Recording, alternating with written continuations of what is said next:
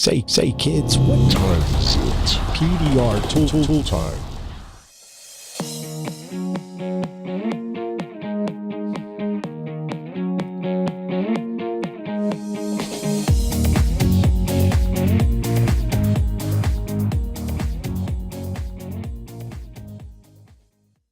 Hey everybody, this is John Hiley here today with Tom Rubens and Vince D'Alessandro on a special episode of PDR Tool Time. And what we're doing here today is we're actually going to be talking some business because we were all conversating with each other over the last week, and we have an election year that we're in right now, and there's some folks that are home at their retail locations, or they're doing retail work, and things aren't going so good for them, including Vinny here, who's having a little bit of a slump. And what better tool than techniques to actually bring people into your business so you can use your tools? And if you don't have money, you can't buy new tools. So it's absolutely, in my opinion, probably one of the most essential tools is to be a great businessman. So how is everybody today? I'm doing great. Thanks, John. Doing well, John. We're missing two of our cohorts. One's at Disneyland and one's on a European cruise right now. Right. Yeah, Mike keeps sending me these messages from his he's in Greece at like all them, in Paris, and he's just everywhere. I mean, it is crazy to watch where this dude's been traveling around. Really I'm cool just vacation. happy he got out of Turkey before things got crazy there. Right. Didn't he say that he just left before all that went down? I think he left like a day or two before everything went down and headed off to Greece after that. He's on a cruise. So you would think hopefully cruise intelligence has a little bit it says, hey, get the passengers on and get out of town. Right. Although I don't know. I don't think ISIS or the rebels tend to say, they call the cruise ships, get your people out of here first. We're coming in tomorrow. Don't worry about it. Right. And unless they were coming by sea, right? Yeah, sure, there you go. They kind of passed. and our boy Daniel Grom, he's up in Disneyland. He over there in Disneyland. Yeah, he's at Disneyland. I went and visited him last night for a couple cocktails and his beautiful family, his wife and two kids. And I sent you a picture there, John. It's kind of funny. We were at a tiki bar at Disneyland and we were sucking down a drink together. Nice. It was very friendly. His wife had to take a picture of it, I guess. That's cool. So anyways, I'm looking forward to talking to Tom here. Yeah. So let's let Tom kind of open up and tell everybody what he does for a living and who he is. Some of you guys know from Dent Trainer, we just had a business webinar and we did a question and answering session. But let me let Tom introduce himself to the audience here. Well, first of all, I'm just lucky that I'm here to pinch hit and keep one of the seats warm. All these travelers gives me an opportunity to meet some of your friends. And what I do for a living is I'm a business coach. So I primarily work with small business owners of all stripes as they work to actually grow and run and sometimes buy more businesses, sometimes sell the business that they're in. And my guess is, I know John pretty well. I just met Vinny, but you guys are probably of a group that I would say are business owners who are really, really good at one or two particular things. That's generally how it starts. You're really good at providing a product or a service, and then the next thing you know, you go from working for someone in delivering that service, and the next evolutionary phase tends to be, I think I can do this myself and make more money, so we go into business for ourselves, which is great. However, many people who do that where they have all the skills in the world to provide the product or service, but they have never run a business. They've never put together a business plan. They've never had to worry about actually meeting payroll.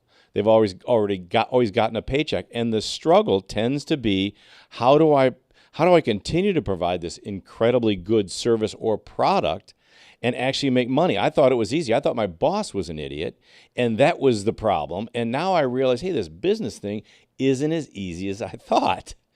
So I tend to work with a lot of people like that, and this is a great, for me, what you guys do, I've always been an entrepreneur. I've never had a job. I've just always figured out different ways to make money, which is exactly what you guys do. And over time, I just learned little tools that really worked for me. You guys have actual physical tools, and my tools tend to be more words. But the tools that I've used have all it's a plan. It's how are you going to react to certain situations? And before we went on the air, we started talking about one right now, which is going on for Vinny in Southern California, which is it's slow. So what are you doing about it? Yeah. Well, it's every year I do run into a little slump. And I myself personally, I have been working consistently since I was 14 years old. Started sweeping up a sign shop, getting a work permit from my mom so I could work at Wendy's when I was 15. Worked at Cinnabon. I had every menial job before I was even 18 years old. Good for you. And yeah. And so, I don't know if that's that Midwestern mentality or having immigrant parents that made you bust your butt every day. Well, I think it's a little bit of both, and that's great training for what you do. Absolutely. I like that when I hear stories about this is how I started. I started sweeping floors. I started, picking up bottle caps. I don't care what it is. You learn that if you don't do that well, someone else is going to do it instead. Absolutely. And the immigrant parents, I didn't know your parents were immigrants, but man, that energy is so intense and so powerful. I mean, people who come over here and have to give up everything so that the next generation can thrive, they take work very seriously. They do. And my father, I think I saw him take 2 vacations his whole career as a union carpenter, and one of them was with us and one was with my mom. But anyways, yeah, so and I plan ahead. I've been in business now for 16 years, and I tend to have the 10% rule where I save 10% of my gross for slow times, because it's inevitable. Every business is going to hit a slow time or a slump, and having 10% of a nest egg to fall back on. But it's when you're starting to dig into that 10%, and I have payroll come up twice a month, and and insurance and shop rent and all sorts of incidentals that come into that as well. And that's where I myself start getting nervous, because nothing has changed out there in the realm of my advertisement or things like that. There's just not as many people coming in. And here we are at the summer, and it should be the high point of our season. I'm going to inject something there. That 10% rule is amazing. If your guys are out there and not practicing that, you really should. If you can't do 10%, start off with 5. And it's from a book called The Richest Man in Babylon is where I had first heard that. And very, very good thing to do. And Vinny's right. I mean, to have a nest egg is great to fall back on, but when you got to crack into it, it is a little bit scary. You're like, I don't want to touch any of that. And the slump that you're going through here, I'm going to tell you some things that have happened to me in the past, Vinny, because I've been through slumps earlier on in business when I wasn't running 3 different businesses instead of 1. I was like you. I had that one source of income coming in, and that was it. And I always noticed that my slumps went away the moment that I gave up that resistance inside of myself. The moment that I said, you know what? I don't care what happens tomorrow. I'm going to go at this full of thoughts of abundance, and I'm going to get rid of this thought of scarcity. I'm going to stop focusing on, is it an election year? Is it scary that my phone hasn't rang? And it is wild that the moment that feeling of being kind of scared, of what's going to happen tomorrow, as soon as I was able to alleviate that out of my general consciousness, it's like the doors just opened up and my phone started ringing. And I always call it like there's a mixture of a feeling that you get that creates success. And that feeling is, number one, to be appreciative of what you have now, okay? But then to also have expectancy of to what's to come into your life in the future. And I mean, it's just amazing with that cocktail of emotion that you could have running through you on a daily basis. I believe that people feel that whenever they call you. I don't know if you've ever had that feeling like when somebody called you and you really wanted to land a deal, you were almost scared to lose it, then you knew you were going to lose it because they could almost feel that energy through the phone call even. Sure. And the moment that you were confident and you said, yeah, bring it in. I mean, and you had that real expectancy of abundance, and you really connected with the client in a way that it's just something that the person experiences just in your feelings yourself. So, I mean, what do you think about that, Tom? Oh, amen to that. The energy that you bring to the party is the energy you're going to receive. And if you live in a space of scarcity, you're going to attract scarcity. The issue, to some extent, is how do you handle, and we were talking earlier, I believe that the way you do anything is the way you do everything. So the way you do your life is the way you do your business, and vice versa. So if you tend to be a real antsy, nervous sort of person, then every time there's a little drop, you're drop in business, you get kind of freaked out. Or, Vinny and I are both Cub fans, and we're talking before the show. Well, they're down 2-0, but it's the first inning. I'm not going to get too freaked out about it in the first inning. Now, if it's the bottom of the ninth and there's 2 outs, nobody on base, and the worst pinch hitter they've ever had is up, I'm going to be a little nervous. But at this point, no, I'm just going to enjoy the game. But if you're the type that gets freaked out in the first inning, that's going to show up, and that's what you're saying. Right. That's going to show up in every time someone calls you. Yeah, and I fall into that a lot, and sometimes that has been my muse, that fear. Oh, and yes, fear is a great motivator. That's true too. Can I ask but it's kind of self-induced too, because it's not fear that's based in reality. And years ago, it was I was angry. Oh, how come no one's calling, or how come I can't hit my $10,000 mark this month, or this or that, and then through my years of dealing with it, I learned that a lot of anger came from fear. So by channeling fear differently, it's a great motivator, like you said. Well, so that's great, Vinny. How did you? Because that's so important for people to understand that they can change. For you, fear manifested itself in anger. And that's not particularly productive. Not at all. But that's tough. The older we get, and especially as men, we tend to use anger in so many ways. So how did you transition from being angry Vinny to, well, okay, I'm sure the phone will ring tomorrow? I had to change my attitude and outlook on life. Like you were saying, I was projecting anger to my wife, to my kids, to people I came in contact with, whether they're customers or people on the street, or even my friends at church or something like that.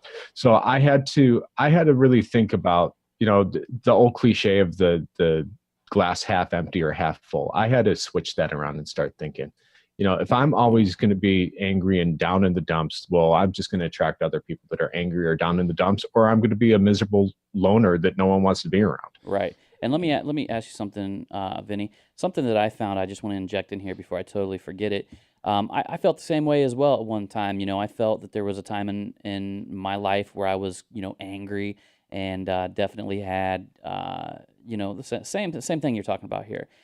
What do you listen to any kind of motivational books? Do you listen to any type of on a daily basis, anything that motivates you and uplifts your spirit? I don't, but I've gone to different programs throughout the years. I just want to tell you that I kind of feel like, in a way, that we're like a cup, okay? Like you were talking about a half full cup, okay? And that cup has a little bleeder valve at the bottom that's constantly bleeding motivation out of it, and constantly bleeding motivation out of the bottom of it. And there's a point where we walk around in life and we're completely depleted. And I find that if we can surround ourselves with not only at least read one motivational book, or if you're like me, do it on audio per week. And if you can, do it before you go to bed. I'm telling you, that's the one thing that I don't do as often as I should. But I wake up a different person when I listen to something, or I even fall asleep to something motivational, something uplifting. Kind of like the Motivational Manifesto by Brendan Burchard would be a great example of something that I could listen to over and over again and constantly just feel motivated, and that fills that up. And not only that, that actually induces the spirit that we're talking about, the one that is so appreciative of everything you have, and it's a cocktail of that and expectancy of great things to happen. Well, you and I have talked about this before, John. I absolutely believe that when you live in a space of gratitude, that's what you attract. And as we spend more time appreciating what we have, it's amazing how we then attract even more to us. And I'm a reader, you're a listener, but we both get a lot of juice from these motivational books, tapes, and I, by the way, Vinny, you were saying you've been to a number of events like that, and I do that too. To me, any chance to learn, any chance to change the way my outlook, and that's why I asked you how you did that, because first of all, I really honor someone as an adult who can look in the mirror and say, you know what I'm doing isn't working. If I keep doing it, as you said, I'm going to have no friends, and I'm going to, repel every potential customer. We can't show up that way. And that energy is so much about being a victim. It's so much about, how come this happened to me? John's busy every day. How come I'm sitting here, talking to myself? That's not fair. That word comes up, fair. It comes up when people are in victim mode and when they're feeling sorry for themselves. So again, A, hats off to you, and B, tell us a little bit about, you said you'd been to some, I think the word wasn't event, but some sort of thing. So tell me about them. I've throughout the years, I tend to, I did a meditation class 3 days a week for a year straight. Great. And, I don't want to get all into like religious stuff or anything like that, but it was not one religion. It was all religions encompassed within it. And it had transcendental meditation, TM meditation, and all sorts of stuff. So, and they took stuff from Buddhist beliefs and Hinduism and Judaism and Christianity and kind of all melded it together. There was that. The books I read tend to be along that lines of like The Prophet by Kahlil Gibran. Sure, that's a great book. That. So, and I don't ever classify myself as a highly religious person, but I it's my own spirituality that I take things from different places around different religions and to feed my own spirituality. So there's been that. There's been like even going back before I was married, I went to marriage counseling with my wife to this meeting down in Costa Mesa, and it was a room full of like 100 people, and it was this 70-year-old lady that was used to be a nun, and every other word out of her mouth was either the F word or shit or and she was hilarious, but she kind of taught our place as men in the world and a woman's place in the world, and women are erotic, emotional, and often irritating, and men are, this and that. I remember what the women are. I don't remember. Right. But I've taken bits and pieces throughout my adult life from people and from situations and from religions, and I take what I need and I leave the rest behind. I move on with it. That's great. I mean, I think both of us would agree, or many people would agree, there is more than one way to get to the promised land. Well, and sure. To just say that this religion or this spiritual belief is the one is somewhat presumptuous in my book. But there's so many different, so many different things we can taste there. But the key is that we do it.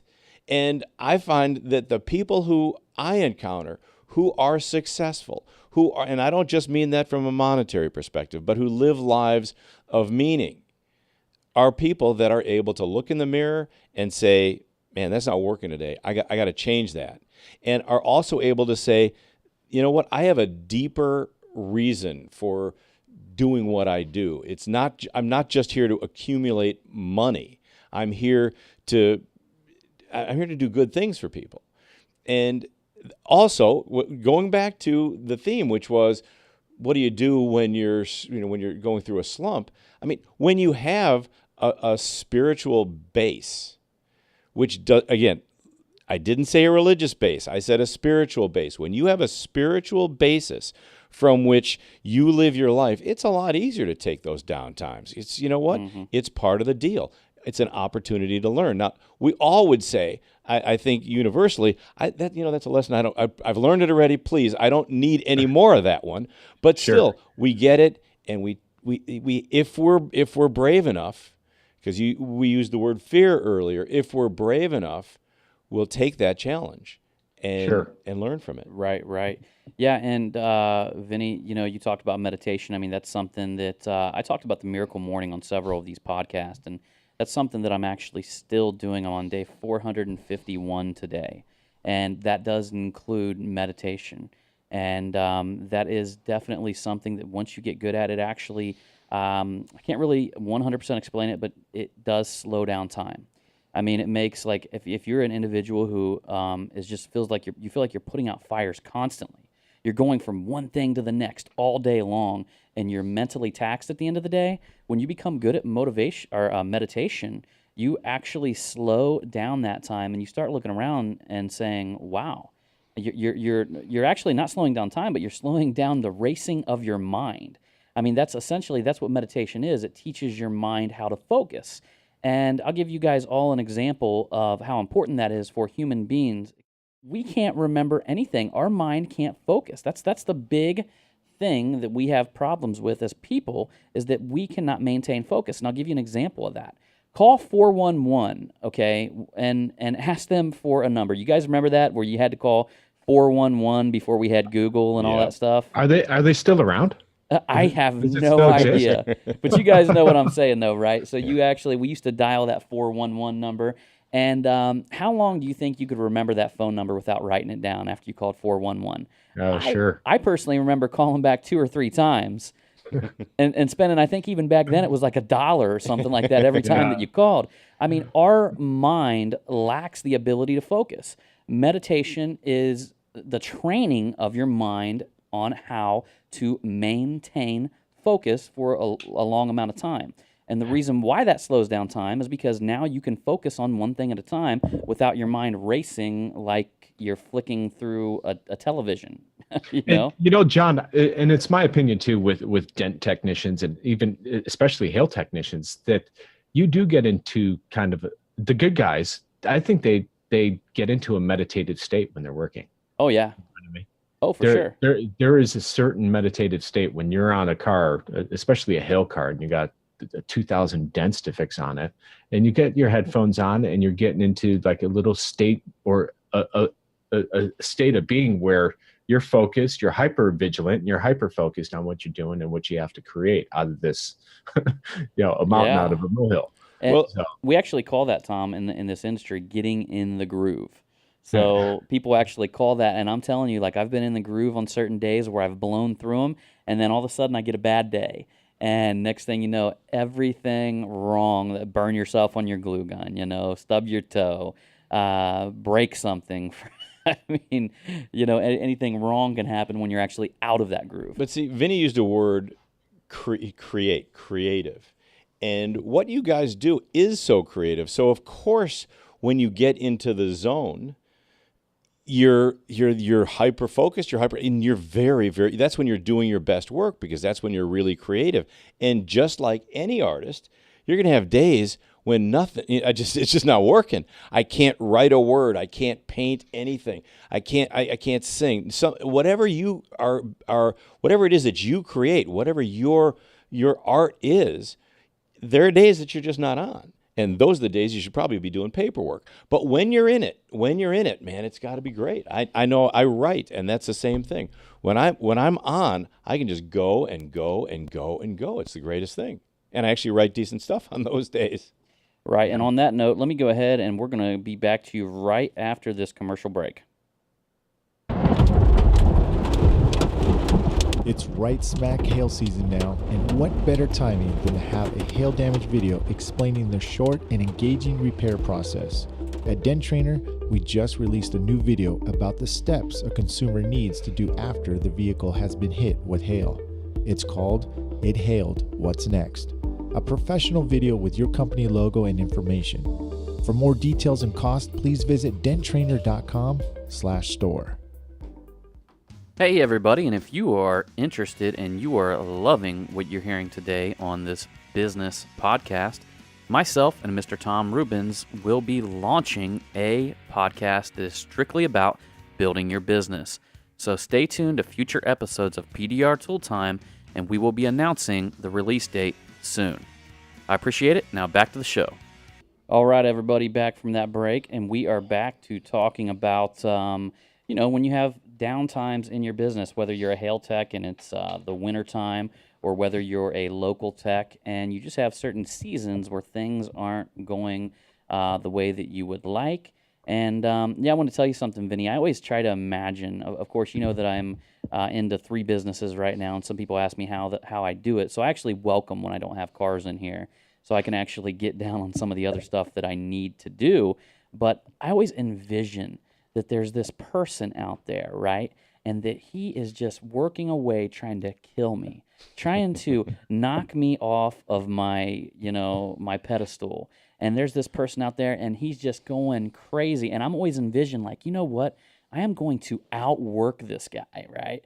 I am going to outwork this guy so much, he is going to, have my name imprinted on his forehead, and he's never going to forget me, is, the type of motivation. And that's the kind of, we were talking about anger in the past, that's the kind of anger that's actually good. It's a courageous anger. It's like the anger when an opposing battle, like when the Southerns, the South, was coming up to the Yankees, and in Pittsburgh, and that opposing battle was coming up. And I think there was a school teacher at the time who was actually holding one side of the line that actually saved the entire war. I mean, they say that the South would have won if this one school teacher didn't hold that line. Really? And his anger, was that of a righteous anger. So, I always say that there's 2 sides of every story. There's 2 sides of everything. So there's like an anger that you have that's good, that's like that's pure. It comes from courage, and courage comes from love. All right, and then there's the other anger that comes from fear, that you're being defensive and everybody leave me alone. I'm going to kill you type anger that's not healthy. Yeah, I mean, all of these emotions that we have their dark side and their light side, and anger is one that I would agree that we tend to think of that, and it is probably more frequently manifested in people, especially today, in the dark side. But yes, you can certainly, it's a great motivator. I mean, they're certainly in sports and in any competitive endeavor. I mean, Michael Jordan was famous for just like trying to manufacture something that he could get angry about regarding the opponent. That is awesome. Yeah. I love that kind of anger. It reminds me when I was a kid, when I used to just, I don't know, like I was angry if I didn't like get a chick that night or something like that, I mean, it's just. I'm going home. Yeah. What do we used to call that? Go from high class to high class to low class to no class. No class. And then next thing you know, you're bagging rats. That's terrible. That's terrible. Sounds like you had a more active adolescence than I did. Oh, man, I was a crazy adolescence. Yeah, I was like full of testosterone or something. I don't know.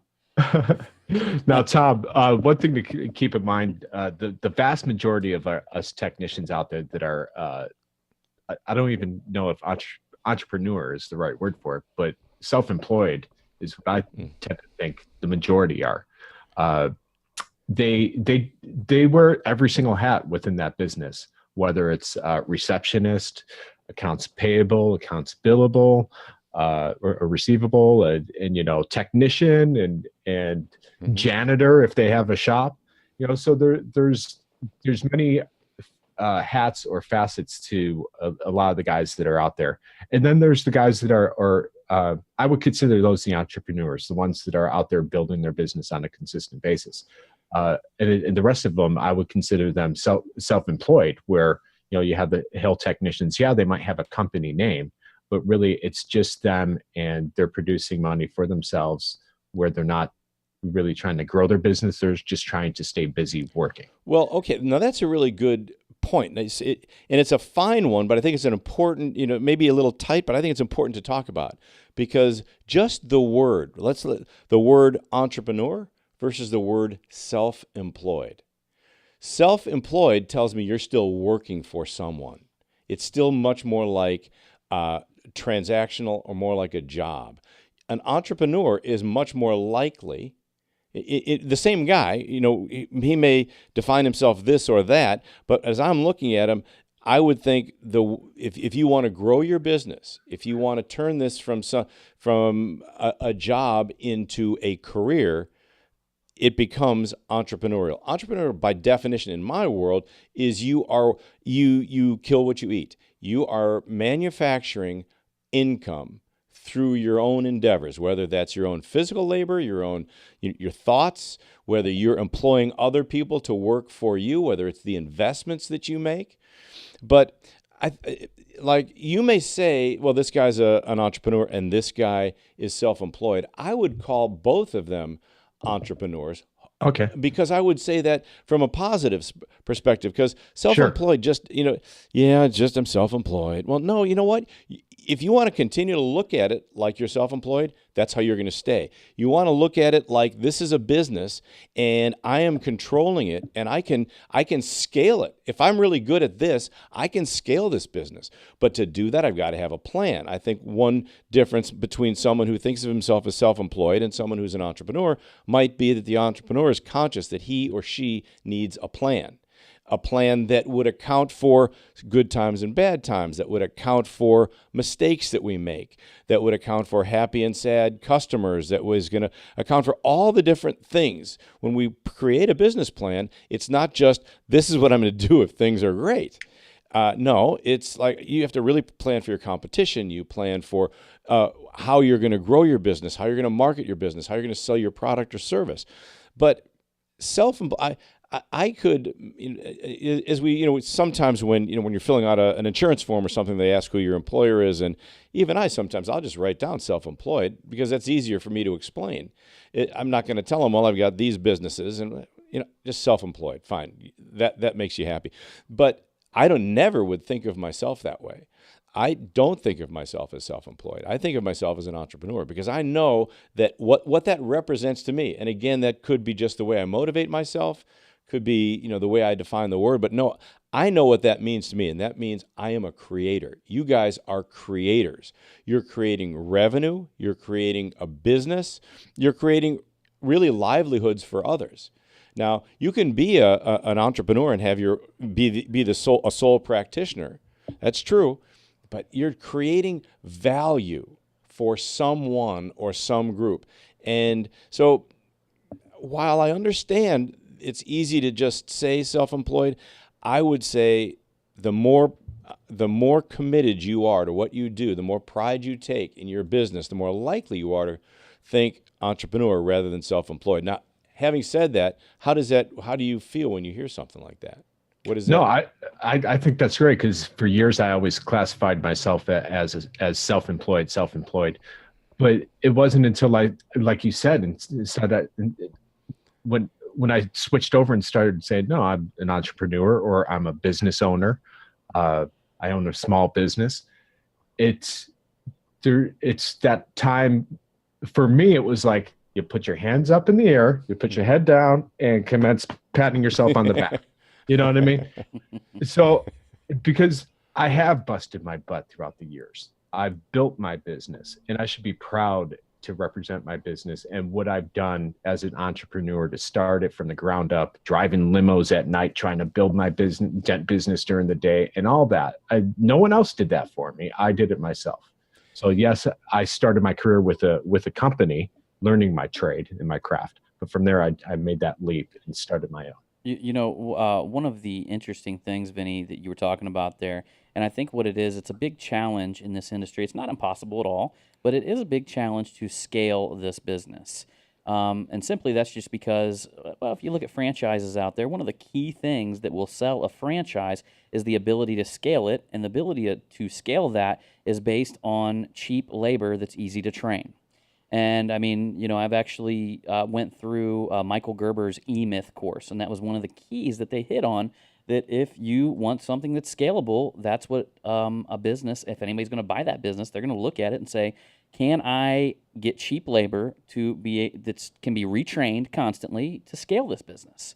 And that's the problem that we have in the paintless dent removal industry that we can choose to overcome, or we don't have to choose to overcome it, because in my opinion, if you do it right, you can make a lot of money. I mean, more than what most people would need to be happy for most of their life. I mean, John, I would challenge anybody to say, if you do it right, I mean, you can make 300, 400 a year, and you can be straight just doing it yourself, doing PDR, if you're motivated to get yourself out there. Now, Tom knows he works with a lot of entrepreneurs that hire a lot of people, and I mean, Tom, would you say, with you working with all the entrepreneurs that you do and all the companies, I mean, would you say that's a good number for an individual to be able to take home alone? Absolutely.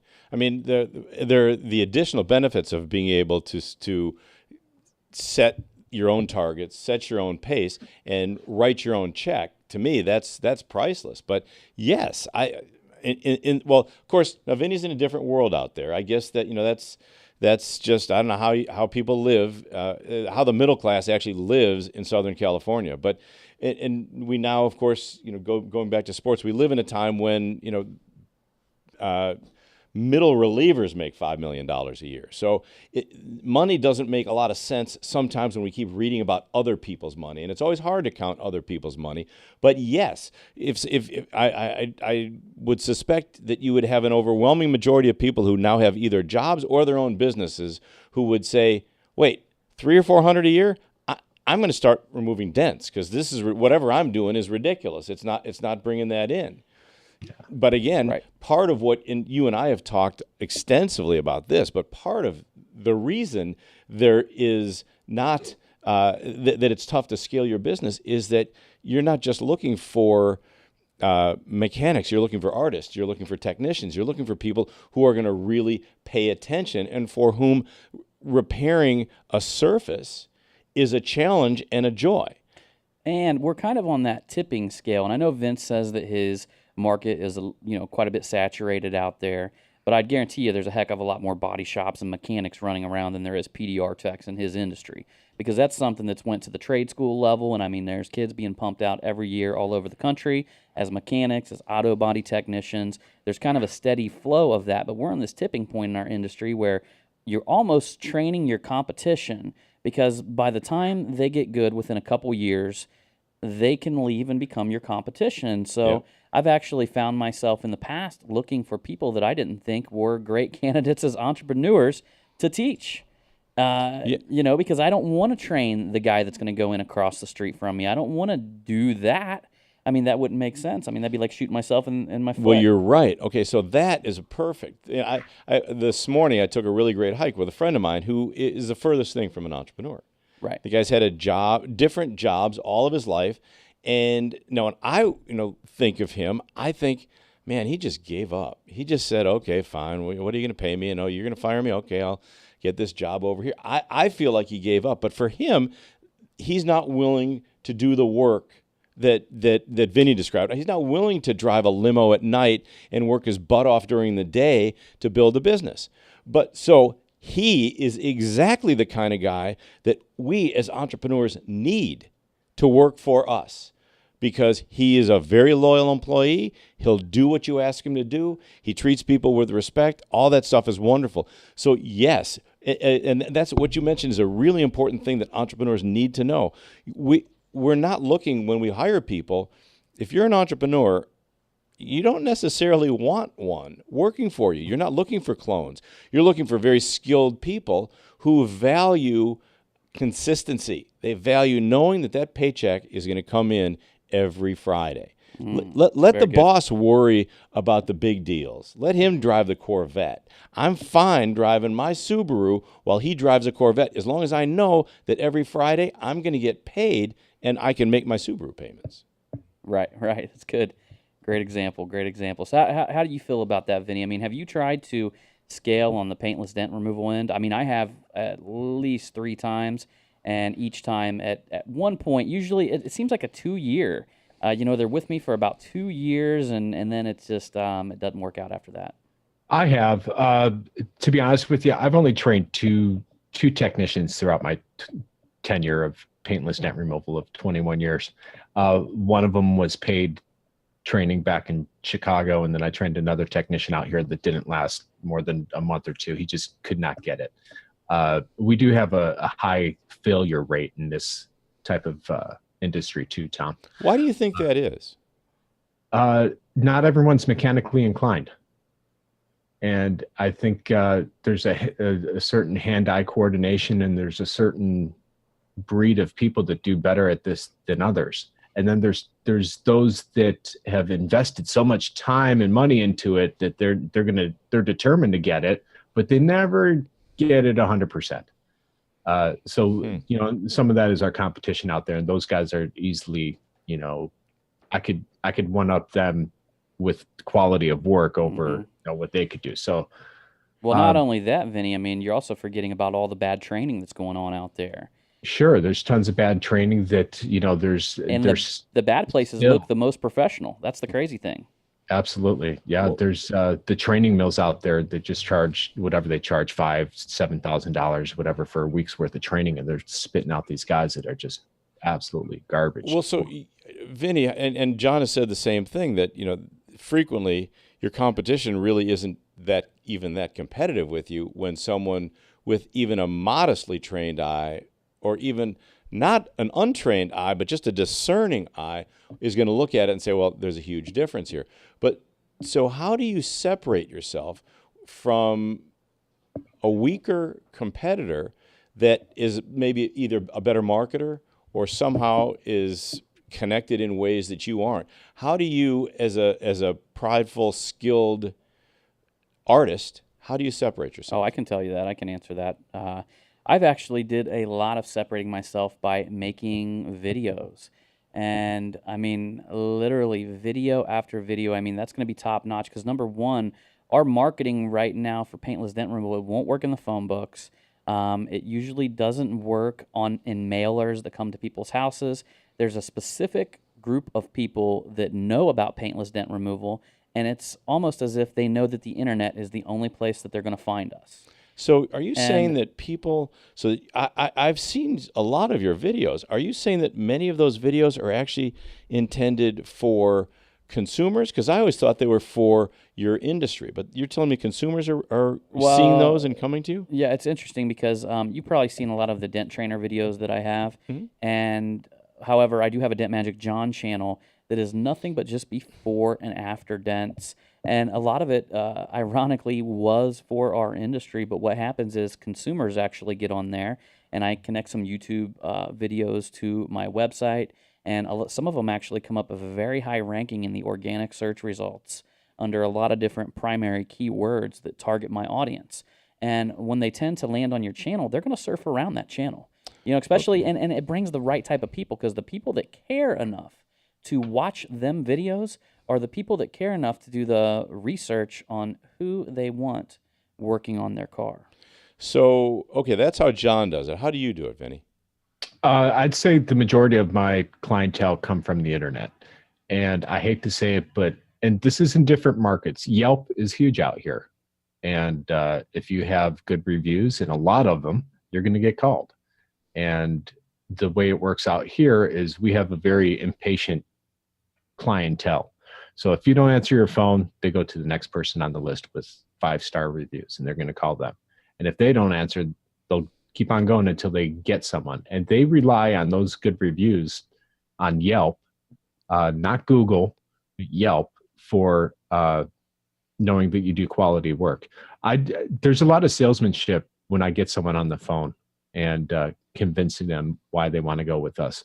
But the majority of them have already made up their minds by the reviews that they've read on Yelp. So you would say, I'm going to ask a few questions in a row, back to back to back. So you would say then that Yelp might be the biggest funnel lead generator. Yeah, for you. Is that right?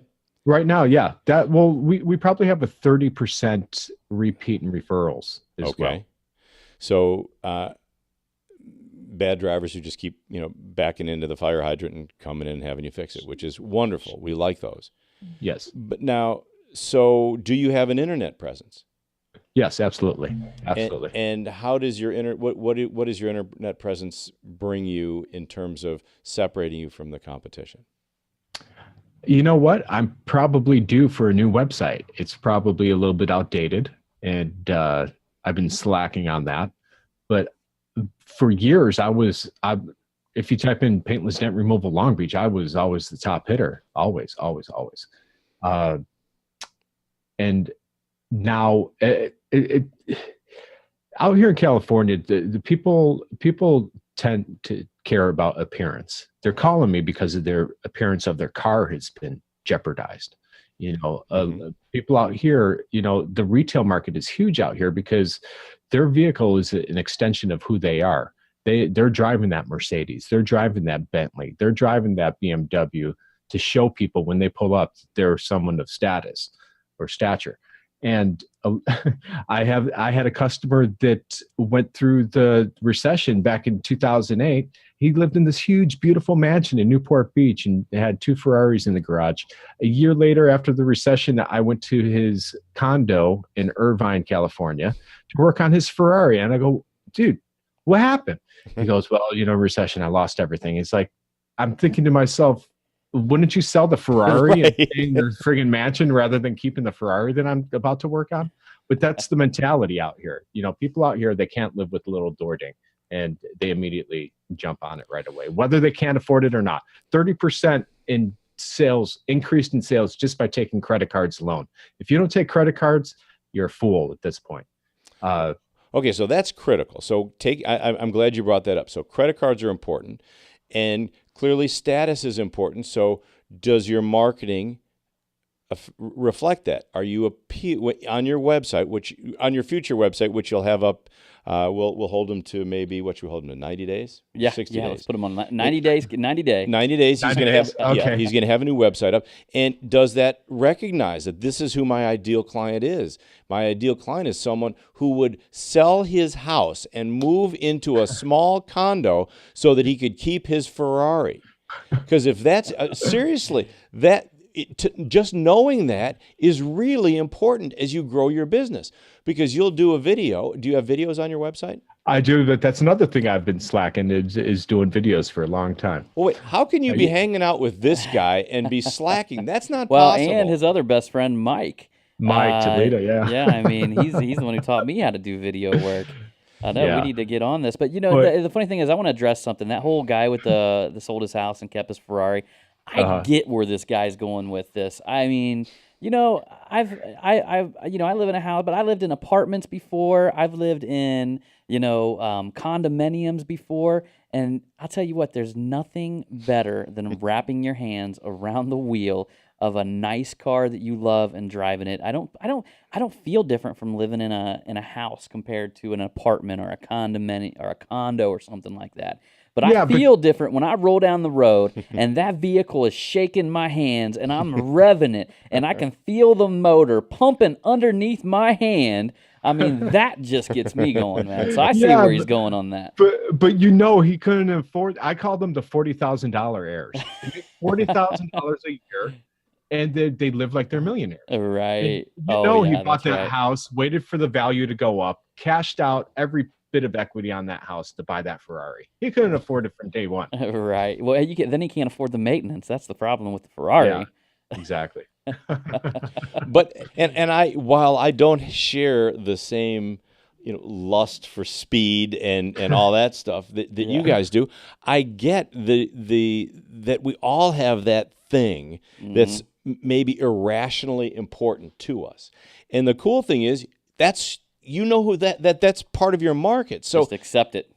Well, accept it in yourself. But now that that's what I refer that to is I call that your ideal client. You know who your ideal client is, and all of your marketing should be geared towards that ideal client. When you're doing a video, and if you can really isolate who your ideal client is, you should look in that camera and feel like you're talking to that ideal client, not the one that might come in every once in a while, but the ideal client. Everybody else will get it if they need to get it, but it's that ideal client you're speaking to. So in this new website that we're going to see in 90 days, great videos that address that would be perfect. And sure.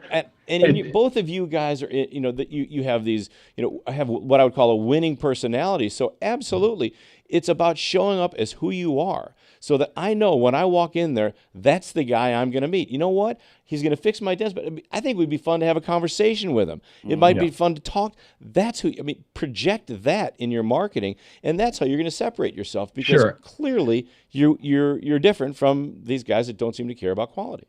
Yeah, and if you look at my Yelp reviews, I think it fluctuates between 110 and 113, and there's like 30 of them that have been filtered. But you'll see everyone says, "Oh, Vince is such a nice guy. Oh, he's great to talk to." All this, and they make it very personal. I'd rather them not do that because I would rather them concentrate on the business. Dent No More did a great job, because there's myself, there's Gavin, there's other guys that I do send out to do work on. But they always target me specifically. Oh yeah, Vince is a great guy. Vinny did this, Oh, that's all right. That's all right, because you're doing it, man. You're the Yeah, lifeblood of your business. but I don't have that big of an ego that I need that to be fed to myself. But I try to it's a keep good thing. myself But humble. here's the thing, though. I mean, look at Kentucky Colonel Sanders. Well, okay, that's a bad example. That is a really bad example. But the business needs a face, okay? The business needs a face, a story, and a personality. I mean, look at the Mavs, okay? The Mavericks, Mark Cuban, okay? Look what he's done for the Mavs just by going on Shark Tank. And now he's the face. And look at LeBron James, or look at Stephen Curry. I mean, they're the face of them teams. I mean, you're the face of your team. You're the leader of that team. And people are going to respect that Vince sent somebody out here, and this guy's on Vince's team. So, I mean, I would embrace that and just, be good with it, because people like that. But I'm trying to build a brand. Well, I'm trying to build the brand. I don't want me to be the brand in case I ever need to sell this later on. Well, that's a good point. Right. And I'll take this. So you're the face right now of the operation, and one of the things John referred to earlier is that within your industry, he has more than one business happening at the same time, and he's able to do that partly because of the power of his personality, and so he is the brand in many cases. And so while yes, you wouldn't be, you're 100% right. If you are the brand and you leave, what do I have? You've got nothing to sell, buddy, because you got no business if you're it, right? I agree with you.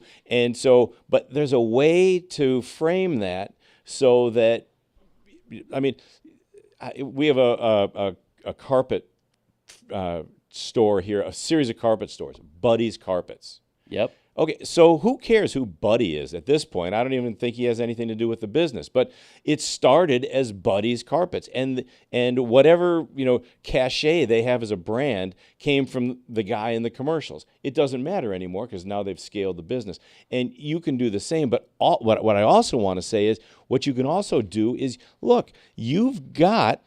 And if you're telling me you got 100 and something Yelp reviews and they're talking about Vinny, you got a whole. This is a product that you're not maximizing, because if all you're doing is doing dents, but Vinny is the face. Well, what else can Vinny do for me? He can do what else can he do? Can he train me? Can he do something else with my car? I want if I want a piece of Vinny, where else can I get it? Do I have to get into an accident? No. Give me another reason to come see Vinny. Right. So that's a good point. I like that. All right. Hey, that's awesome. And on that note, I think we want to go ahead and move into our tech tip session here. All right. And today we're going to do a little business tech tip. It can be something small, something big, whatever you guys want to come up with. But if you guys would like, I'll go ahead and start it off as a business tech tip. Absolutely. All right. Go We'll go ahead and kick it off. I would say one of the things that I personally do and that I want to encourage all of you guys to do is, number one, just be your authentic self within your business, okay? Because that is going to attract more people to you than anything. And when people walk into this door, I mean, it's ironic that they walk in, and I mean, Tom's seen it time and time again, and everybody sees it here. My closing rate is something like 90%.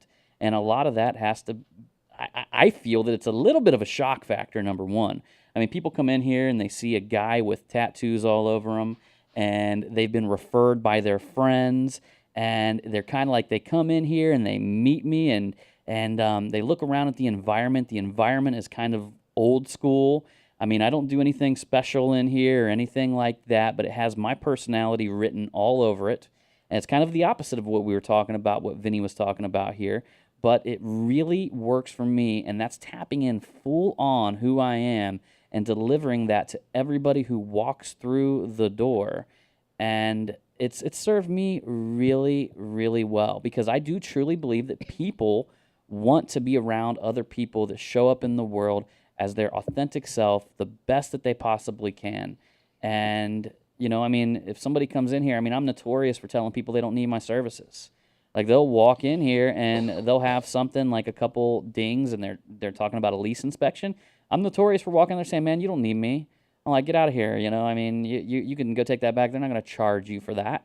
And I just like to exceed and being really nice. So I'm a dude who you'd walk in, might look a little bit scary, right? So you walk in here, you know, I got a business guy, look a little bit scary, but I'm super nice to them. You know what I mean? I go over the limit of just being really nice and good to them and professional and just treating people the way that I would like to be treated.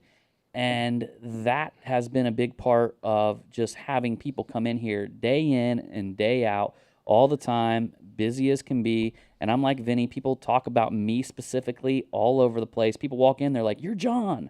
Or they walk in here and say, man, I've watched all your videos. They feel like they know me before they even met me. And then I had this thing, I was like, being my authentic self. I've always wanted a Corvette. So this year I went out and bought a brand new Corvette. And in the back of my mind, you know, I had that little, you know, you get that little devil that pops up on your shoulder, right? And it's saying, if you do this, people are going to say you're making too much money. And I park it right in front of my door every single day.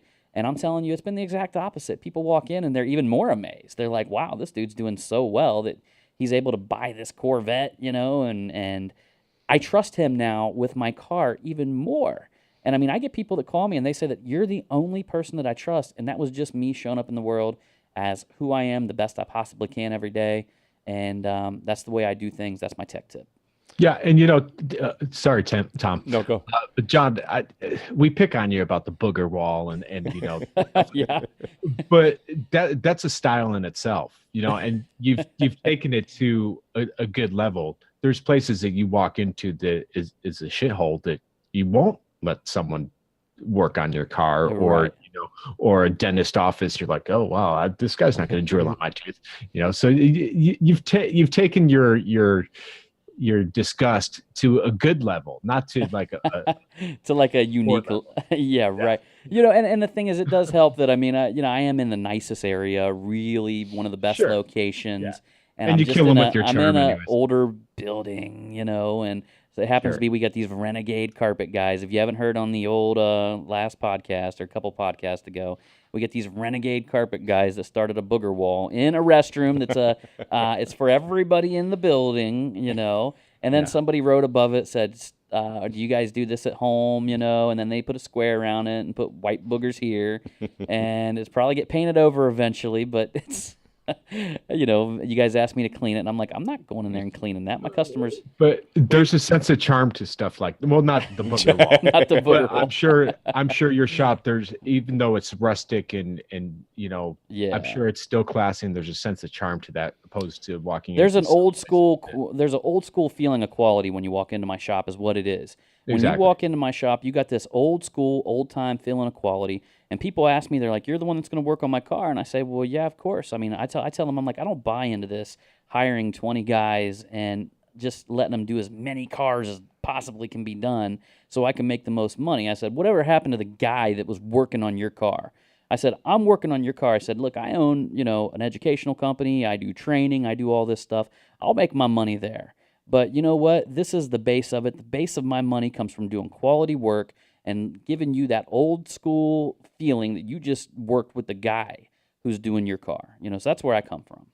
Yeah. And it shows. I've been in the shop when people have come in, and I have to say, just to clarify, yes, they probably are surprised that you're the guy that owns the Corvette, but they might, instead of thinking that you make all this money, they may just figure, well, he clearly doesn't spend it on clothes or grooming. So he's got all that money that he could be spending on hair products and clothes. It's in the car. That's all, right? And razors. There you go. There you go. Well, they don't know my wife then. Right. Well, that's what. Yeah. You're not wearing her clothes, man. You're showing up in it's like, oh, okay. Well, you got because we're just what like pair of shorts am I wearing today? Yeah, we are just a couple blocks down from the Goodwill store, and they've got stuff nicer than these shorts right there for sale. So hey, these things are old. Listen, these things are old Abercrombie and Fitch shorts from back. There you go. 14 years ago. They're the only shorts I like, man. Yeah. I can't. There you go. That's why you can drive a Anybody Corvette. who's wore the old school Abercrombie and Fitch shorts will feel me and know what I'm talking about. They just don't make them anymore. They make them real tight ones now, and I don't like that. Okay, well, That's the style, unfortunately. Yeah, we went All there. right, so my tech tip. I'm going to keep it simple, business related. When you answer the phone, smile when you're talking on the phone. It transmits over the airwaves, and the customer knows that you are a pleasant person to talk to rather than some doubting Thomas or some schlep on the other end of the phone. I always, even when I'm working on a dent and I have to break away and I'm pissed off that I have to answer the phone, as soon as my technician, he laughs at me every single time because I might be really frustrated working on something or trying to figure something out. There goes the phone, of course, perfect timing. And as soon as I answer the phone, I look at him with a big smile and say, "Thanks for calling Dents No More. How can I help you?"